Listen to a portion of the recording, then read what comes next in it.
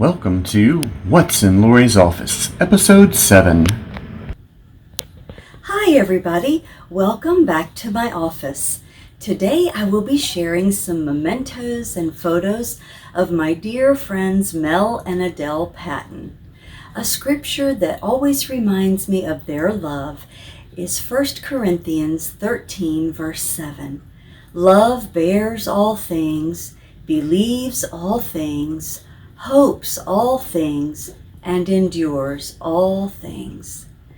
Mel and Adele were married in my hometown of Newport News, Virginia in 1942 when Mel was in the Navy. They were a loving and fascinating couple. Mel was often the center of attention while Adele giggled quietly behind him. After raising 3 wonderful girls, they landed here in Winchester and at First Baptist Church in the 1990s. They were both members of the Friendship Sunday School class, and Mel was a member of the Chancel Choir and the Singing Seniors. They loved each other very much, and they were so funny to watch interact with each other. Mel loved to tease everybody at any time, even strangers. And Adele was just a fierce bridge player and card player, and she made beautiful cross stitchings, one of which I have hanging at my home. Mel, even though he was retired, got dressed every day in his coveralls and would come to church to fix things and maybe sneak a nap in the Sunday school office. And Adele would pack him his lunch in his Playmate cooler, and it was something gross like beans and cottage cheese and a banana all mixed up. Anyhow, and he would also have a knack to show up at folks' houses who needed help, and that's how I first got to know him well. In 1997, Grandma and Grandpa Hoover and I were getting my first house that I bought livable, and Mel just showed up on the scene and stayed there and helped all summer along with Johnny Ryan, our custodian at that time. And it's one of my favorite summers. We just had so much fun. We worked hard and we laughed hard.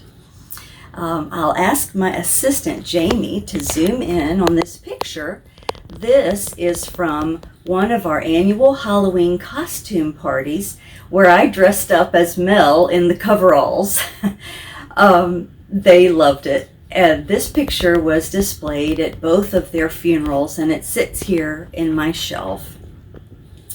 Mel used to always have a pencil and a small notepad in his shirt pocket, and he would write down interesting tidbits and sayings and jokes to share with others. His greatest pleasure in life was making others smile and laugh. He and I sang many duets together, but his favorite and mine was He, and I have yet to be able to sing it without him. We used to meet in a small group of us every Monday night at IHOP for half-off senior night, and we just had so much fun. And we had a monthly dominoes group where Adele always won at her table, no matter what. She was always the one who won. Adele would love to say, "We love hanging out with our younger friends because you make us feel young." But Mel and Adele were both young at heart. I guess you're wondering who my friend here is. This is Clyde. And Clyde rode in Mel's work van for years, shotgun, with his seatbelt on, and went everywhere that Mel went. And Mel just loved to get the glances from passerbyers laughing at him. So I inherited Clyde when Mel could no longer run around and do all that work. And Clyde had this card that said, "Hello, my daddy is getting too old to take care of me, so can I come and live with you? Humbly, Clyde." And so Clyde does live here up on the shelf up there, and he was actually at Mel's funeral even, but he's lived here ever since. I have so many memories. I can't share them all, But one moment that stands out in my mind is the beautiful Tuesday morning of 9/11. I came in, and our pastor at the time, George Fletcher, and I ran next door to the youth house to cut the TV on to see the news coverage, and there was Mel. And the three of us just sat there for hours in silence, and we watched the two towers fall, and I can remember no laughter that day and just silent tears rolling down Mel's face.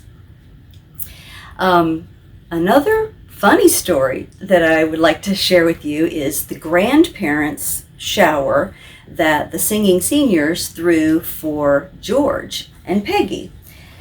Mel, we put him dressed as a baby in a huge appliance box and rolled him out. And here you can see the box, and what Mel was dressed like a little baby girl because Peggy and George were expecting their first granddaughter. And it was so hysterical. We have it on film. It was just a marvelous, fun time, and we just still laugh about it.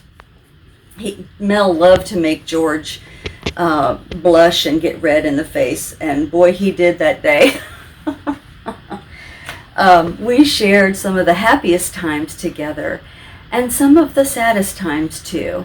I was with Adele the day before she died in 2009, tragically of C. diff. And when Adele died, a part of Mel died too. He could never smile as big or laugh as loud.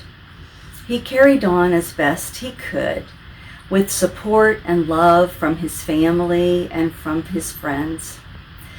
A year to the day that Adele died, I had the most vivid, clear visitation dream that I have ever had.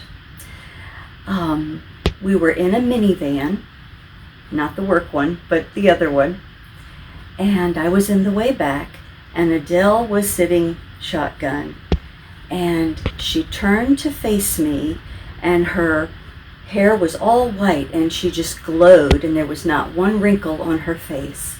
And she looked straight back at me and said, "Remember the love." And then I woke up, and I knew she had come to see me. This experience that I had, I shared with Mel, and it did comfort him. But he spent several years missing Adele. He died in 2013. And there was a contentment because finally they were together again. Well, as Mel would say, I've done told you more than I heard. So thank you for watching episode 7. Please stay safe. And now you know why I say, remember the love.